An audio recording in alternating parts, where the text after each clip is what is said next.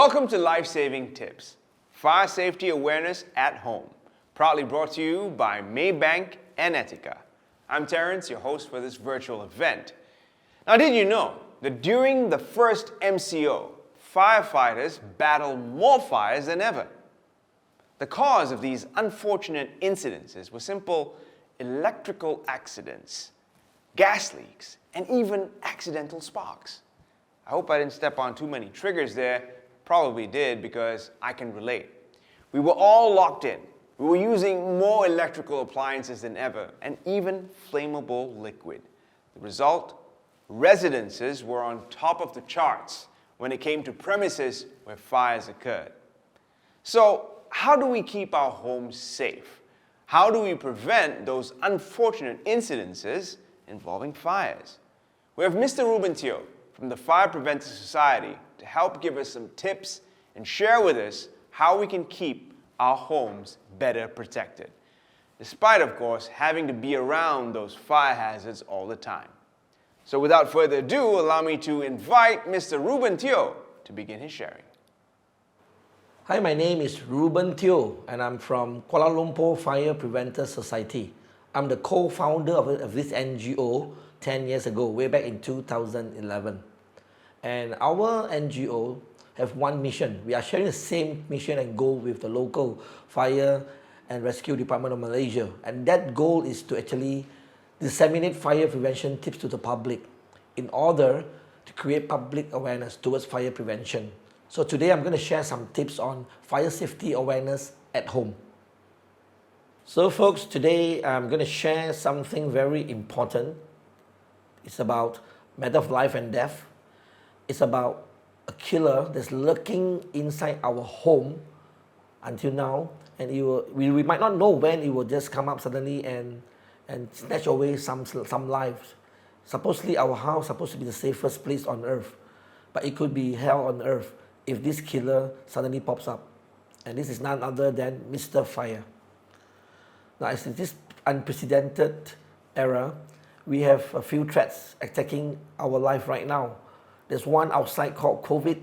There's another one called fire.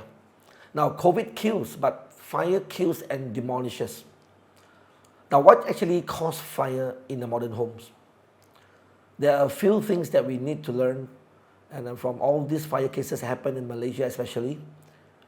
We learn from other people's mistakes, but we hope that and we wish that it will never happen inside our home. There are two threats or two causes of fire, mainly in the house. Number one is caused by electrical fire. Number two is caused by kitchen fire. Let's talk about kitchen fire. Now, a lot of people cook at home nowadays, especially when they work from home during MCO. In Malaysia, when you talk about cooking, LPG gas cylinder is still widely used in most kitchens. So a lot of people should know some wear and tears, some knowledge, how to actually protect and how to make sure that we use this LPG cylinder in a proper way to avoid any unnecessary tragedies. Now, there's a few cases, I think some of you read before in some social medias, why an LPG gas cylinder can end up in an explosion. Now, there are a few things that we have to look into seriously. Number one, there are a few tips that I would like some homemakers especially to take good heed of. Do not expose, number one, do not expose the LPG gas cylinder under a heat in a prolonged time. Because inside this LPG gas, they have this liquefied gas. If you expose it to the heat, you're going to boil up the LPG gas inside and become vapor. So under this tremendous heat, you end up in a huge explosion. So number two, when you walk into a kitchen, if you smell heavy leakage of gas, first thing first, you do not turn on any switches, even you're in the dark. And do not even go near the switches, because even our body's static charge can ignite a fire. Because a spark, a tiny little spark, can actually ignite a catastrophic explosion in the kitchen. So over here, I'd like to share a news which happened about 3 months ago in Penang. A doctor succumbed to a 2 weeks injury because of severe explosions in his home. According to the wife, she told the reporters, and about 5 a.m. they smell a very heavy leakage of gas in the kitchen. So the husband went down, and in the dark, of course, first thing first, spontaneously, she turned on the switch. The moment when he just turned on the switch, the whole thing exploded. So this is something that we'll be careful about. So all homemakers, can you pay full attention? There are a few tips or knowledge that you should learn about the wear and tear of these two products in particular. Number one is the hose, number two is the regulator. Now if you can you check the leakage of this hose routinely by using soap water? Okay, spread it from the one end to the other to see if there's any bubbling on the hose. If you see any bubbling on the hose, it means there's a leakage somewhere. You better change the new hose. And we strongly suggest every 5 years you should change the hose. Now, secondly, it's about the regulator. We are strongly suggesting you to change the regulator once every 8 years, a maximum 10 years. Then another advice is when you go for long holidays, remove this regulator from the LPG gas cylinder. So after you remove the regulator from the cylinder, remember you must always cover the hole with this cap, like this. The purpose is to avoid any insect from going inside this hole. It will be very dangerous. Now let's talk about electrical fire. Now this kitchen fire, as you know, the words implies kitchen fire probably happens only in the kitchen area. But for electrical fire, it's everywhere because electrical appliances is ubiquitous in our home. It's anywhere, right? And the one more thing is, every year without realizing, we will keep on increasing some gadgets in the house just to make our lifestyle easier and convenient. For example, products like juicers, ice blenders, coffee makers, microwave ovens, dispensers. You'll keep on increasing, but a lot of people, they overlook one thing. We increase these electrical gadgets and appliances, but you might not sure whether the electric supply is sustainable. So there are two things I want to share here. What actually causes electrical fire or short circuit? Overload and overheat. Now what is overload? As I mentioned just now, every year we'll increase a lot of products, but we don't ever care whether we should add on any electricity or electric power. Number two is overheat. There are some products we should have charged in a prolonged period of time, like our handphones, iPad, laptops. We got a bad habit of charging overnight. So overheat is one of another cause of causing electrical fire in the midnight hours and wee hours. Because usually houses burn in the midnight hours from 12 a.m. until 5 a.m. This is a very critical time. From the statistics shows, most residential fire occurs in the midnight hours, where a lot of people are still, of course, soundly asleep. When people are soundly asleep, how can we wake up and realize there's a fire happening in the midnight hours? Now in Malaysia, basically there are three methods that wake us up. Number one, some victims, they inhale smoke and wake up. Number two, some they're waken up by the screaming sound of the neighborhood outside when they see the fire in the house. Number three is some people, they inhale or they feel the heat and wake up. The short circuit usually will break down the current. So no aircon and no fan, so the victim will wake up with sweats all over the body. Now with these three methods, when someone wake up, ask ourselves a question. Do we have enough time to do these two simple things? Number one, do you have enough time to look for the keys to open how many locks and grills that's surrounding your house right now? Some people in a panicky moment, they forgot where they keep the key. Where's my key? Screaming, you know. And then some, they found the key, but the hand was so shaking, the key cannot go in the keyhole in the dark. Number two, do you think you have enough time to wake the rest of the households up in a panicky moment? But some people sleep with an earphone. They cannot hear the screaming sound outside. And you try to go inside the room and wake them up, it's difficult. You know why? A lot of people sleep the room door locked.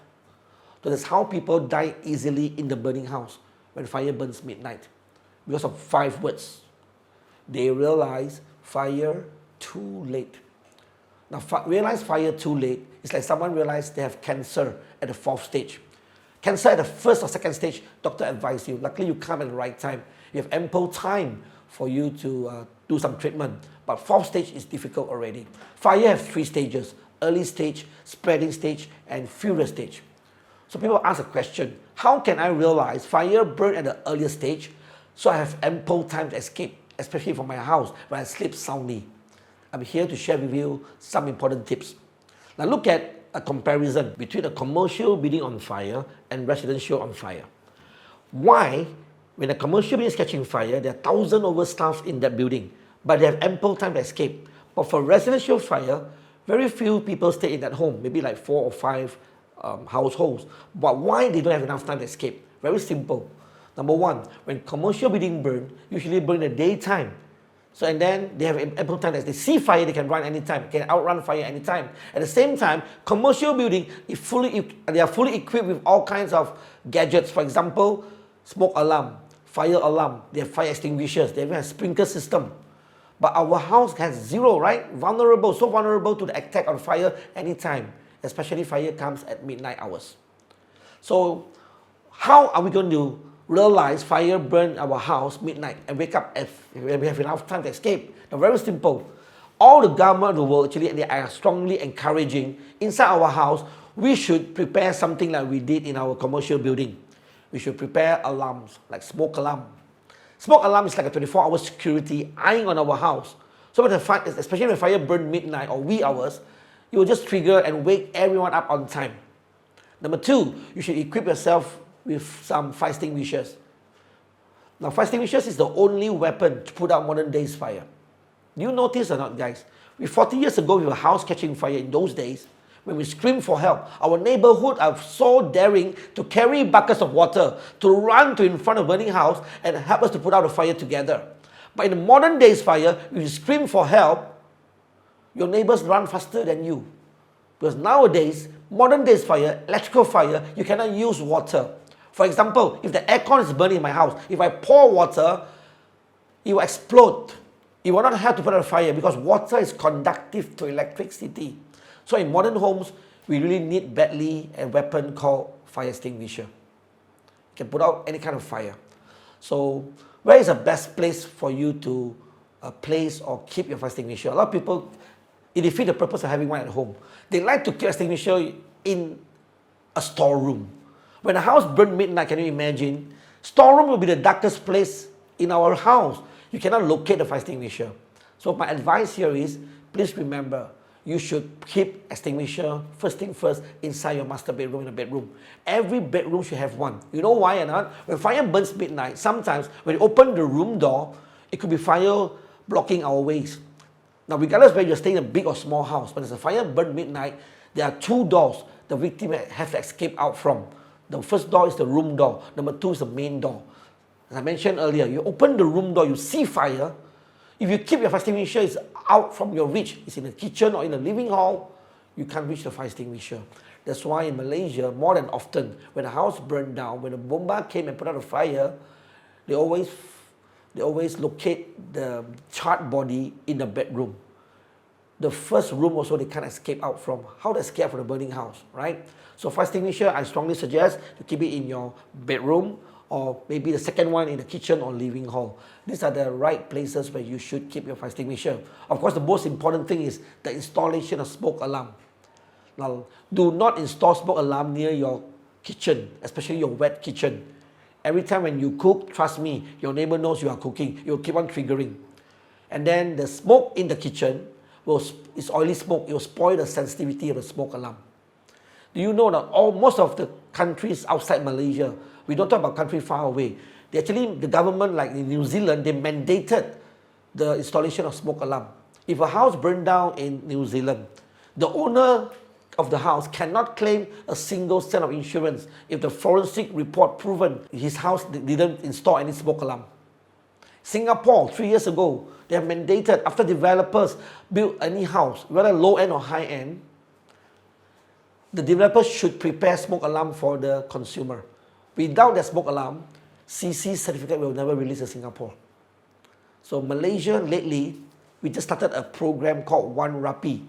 This was mentioned in the parliament 2 months ago by our newly elected Minister of Housing and Local Government. His name is Dato' YB Rizal Marichan. This One Rapi stands for One Rumah, One Alat Pemadam Api. One house, at least one fire extinguisher and one smoke alarm. So this is something that we should cultivate in our home right now. Cultivate a culture called fire prevention culture. Residential fires are increasing dramatically in Malaysia for the past 2 years because of the dramatically of increasing of electrical products and gadgets in the house. If we increase a lot of gadgets, there's one thing that we are shortage of, which is the sockets. If we're short of sockets in the house, what are we going to do? We're going to end up with extension cord. Now, one thing you have to be very certain. A lot of people, they use this extension cord, they don't even bother about the wear and tear. Some you can see, even it's burnt. Okay, there are 5 terminals here. Remember, even one terminal is burnt, you have to replace with a new one. You don't continue using. Some people, the habit in Malaysia is they like to cross it with the marker pen and they continue to use the rest. This is not advisable. Please remember. All right? And number 2, there's another habit for us to use these sockets. For example, when you have a product where you need only 2 terminals. So what do? We're going to use a pen and force plug in. This is very, very dangerous. It's not advisable to do that also. Remember that, all right?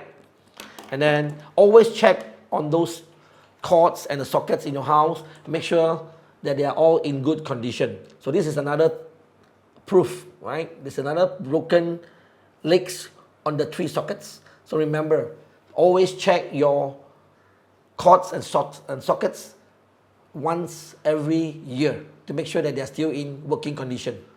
The preparation of fire prevention, like for example, preparing a good and nice looking fire extinguisher in a modern homes, is exactly the same like preparation of insurance. This preparation is supposed to be done before tragedy, not after tragedy. Prevention is better than cure. Please do your best and let God do the rest. Stay home, stay safe. Thank you, Mr. Ruben Teo, for your sharing. Now, at the end of that, I'm sure you're probably asking, how can I safeguard my home and its contents in the occurrence of a fire? How can I provide for my home a more comprehensive plan? With Etiqa, we have the House Owner and Householder Protection Plan, which goes beyond your basic fire insurance. It provides you comprehensive coverage for the contents inside your house in the occurrence of natural disasters, water tank leakages, and even theft. Check out the table shown on your screen and you will realize that the Etiqa House Owner Householder Protection Plan provides for more than just your basic fire insurance plan. If what you're seeing interests you, scan that QR code on the screen right now to get a free quotation. It's very easy, ladies and gentlemen. You can get your entire home and its contents covered in under 5 minutes. You can do everything online. As I said, it's really easy. So once again, we thank you for your time here with us, and we hope that this has been educational for you. We hope, ladies and gentlemen, that you take fire hazards seriously and stay protected with Maybank and Etiqa. Thank you for watching Life-Saving Tips, Fire Safety in Your Home.